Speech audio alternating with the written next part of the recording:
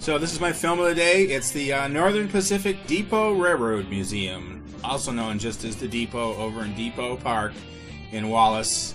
This is a reset location for it. The building's over 100 years old, actually 110 years old.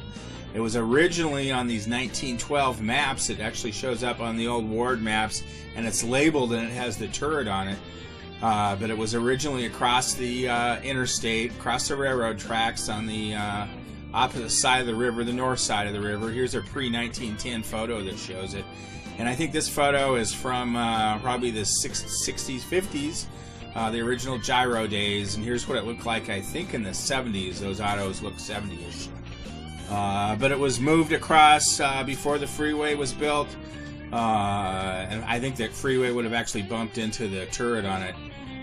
But here it is just before the move. They've got it all cleaned up, and then this is a pretty famous picture. It's on page 80 of Historic Wallace Preservation's photo book.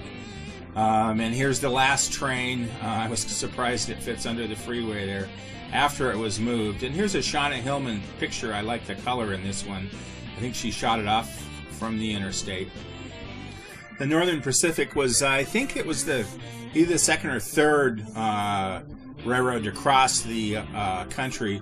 It was built from Chicago, and it kind of did an in-run around the Bitterroots and ran up the Clark Fork Valley up into Sandpoint, and then they had a stop off down in Rathdrum. I think it eventually ended up out in Portland, and it was built in 1883. In fact, a lot of the people that showed up for the gold rush over in Murray actually rode the NP out to the Thompson Falls area and went over the pass into Murray.